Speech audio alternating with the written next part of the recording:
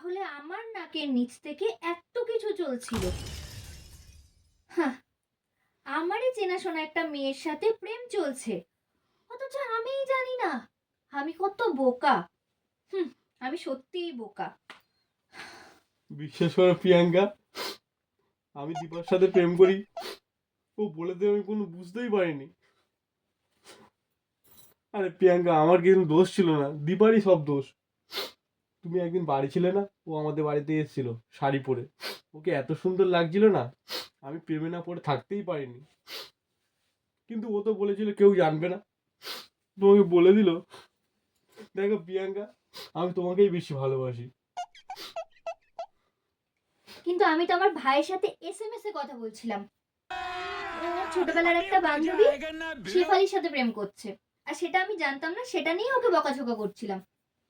আমি তোমায় তো কিছু বলিনি। মানে আমার নাকের নিচ থেকে একটা না দুটো প্রেম চলছে গোপনীয়।